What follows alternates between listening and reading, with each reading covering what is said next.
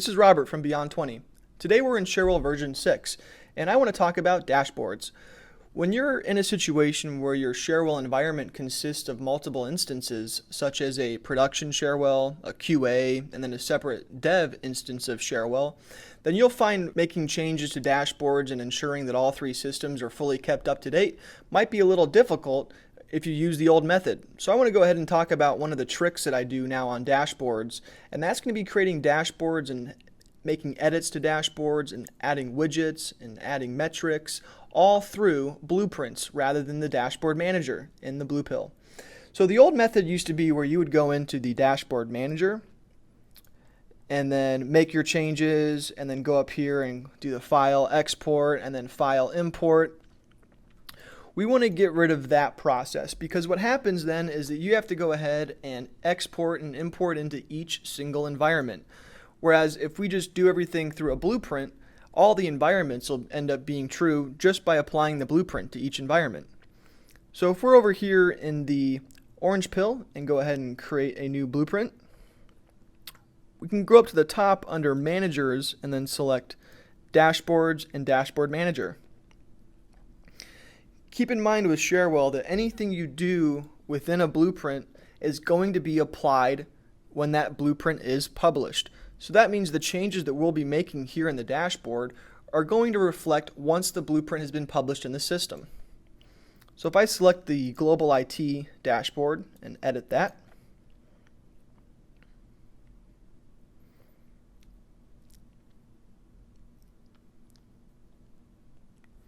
and let's say just one of the quick fixes I want to make here is going to be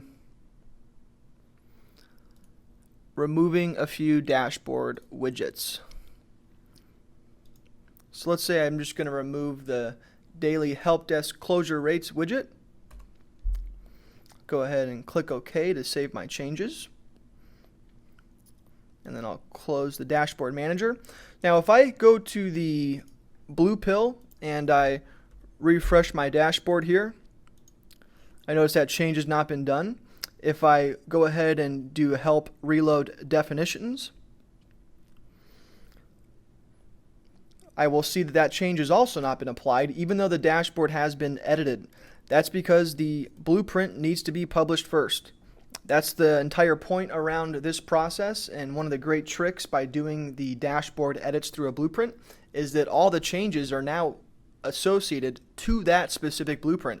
So if I'm doing this in dev and I want to publish the dashboard changes to QA in production, all I have to do is publish a single blueprint file. So let's go ahead and publish this blueprint.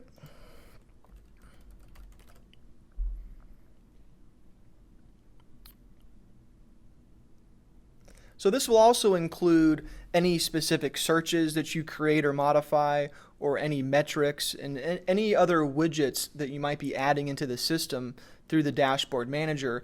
These will all come over and update directly through a blueprint. So now that that's been published, we'll go to the blue pill and then reload our definitions.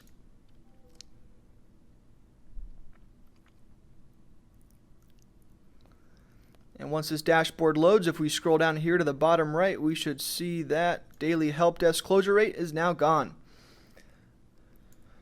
So one of the benefits here is really just being able to encapsulate all changes on dashboards through a single blueprint file. So we're not dealing with exporting widgets, we're not exporting searches, and we're not having to do that multiple times, one for each different environment. So this is one of the neat little tricks I like to recommend for folks that do a lot of changes in dashboards that also happen to have access to the Cherwell admin tool. And that covers it. So thanks for watching. Once again, this was Robert from Beyond 20. Be sure to subscribe to our YouTube channel for other Cherwell tips and tricks.